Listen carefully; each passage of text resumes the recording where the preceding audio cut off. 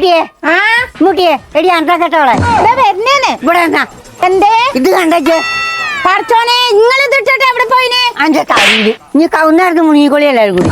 അത് ശരി, മീൻ പാത്രം മുറ്റത്തിട്ട് നീച്ചു പോയിട്ട് ഇപ്പൊ കുറ്റൊക്കെ കുറ്റാണ്ടേ എന്റെ തറവാട് ഏതാ എനിക്ക്? നിങ്ങളെ തറവാട് ഏതാന്ന് ഇച്ചറിയാം, പക്ഷെ കോഴിക്കും കാക്കും അറിയില്ലല്ലോ. ചെറിയ പാമ്പാണെങ്കിൽ വലിയ വടിയും തല്ലാന്ന് പറഞ്ഞമാർക്ക് പച്ചമീല ഞാൻ പൂട്ടൊന്നുമില്ല.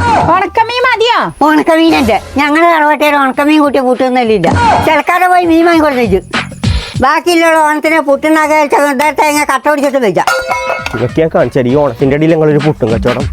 പിന്നെ പുട്ടുണ്ടാക്കും മിനിക്കുമാറുണ്ടാക്കി. അതാണ് പള്ളി പോയി പറഞ്ഞത്. ഇത് ഇച്ചെന്നാലും പുട്ടുപൊടിയുള്ളൂ. പുട്ടുപൊടിയാണ് നിങ്ങൾക്ക് പ്രശ്നം? നല്ല റംലാസിന്റെ സ്റ്റീമഡ് പുട്ടുപൊടി ഉണ്ട് എന്റെ അടുത്ത്. റമിലയിലും മുട്ടിയായിട്ട് പോലെ കട്ട പിടിച്ചൂലേ? ഇല്ല, ഇതാകുമ്പോ നിങ്ങൾക്ക് കട്ട പിടിച്ച പേടി മേടിച്ചണ്ട. അതെ ഗൈസ്, ഇതാണ് റംലാസിന്റെ സ്റ്റീമഡ് പുട്ടുപൊടി. ഇതിന്റെ പ്രത്യേകത എന്തൊക്കെ വെച്ച് കഴിഞ്ഞാൽ ഇത് ഉണ്ടാക്കാൻ ഭയങ്കര സോഫ്റ്റ് ആണ്. അതേപോലെ തന്നെ ഇത് ഒട്ടും കട്ട പിടിക്കുന്ന ഒരു പ്രശ്നം ഉണ്ടാവില്ല. വെറും 5 മിനിറ്റ് കൊണ്ട് നല്ല സോഫ്റ്റ് പുട്ടുണ്ടാക്കാം. പിന്നെ മറ്റുള്ള പുട്ടുപൊടിയിൽ നിന്ന് റംലാസിന്റെ പുട്ടുപൊടി വ്യത്യസ്തമാകാൻ കാരണം ഇതിൽ ഉപയോഗിച്ചിട്ടുള്ള ടെക്നോളജി തന്നെയാണ്. കൃത്യമായ ടൈമിലും ടെമ്പറേച്ചറിലും സ്റ്റീം ചെയ്തെടുത്തുള്ള പൊടിയാണിത്. പിന്നെ യാതൊരു ചേർക്കാതെ ഹൈജീനിക് പാക്കിങ്ങിലൂടെ വന്നിട്ടുള്ള റംലാസിന്റെ ഒരു സ്പെഷ്യൽ പ്രൊഡക്റ്റ് ആണ് റംലാസ് പുട്ടുപൊടി. പിന്നെ ഇവരെ പുട്ടുപൊടിനെ കൊണ്ട് ഉണ്ടാക്കിയ പുട്ട് എത്ര മണിക്കൂർ കഴിഞ്ഞാലും സോഫ്റ്റ് ചെയ്യാറും.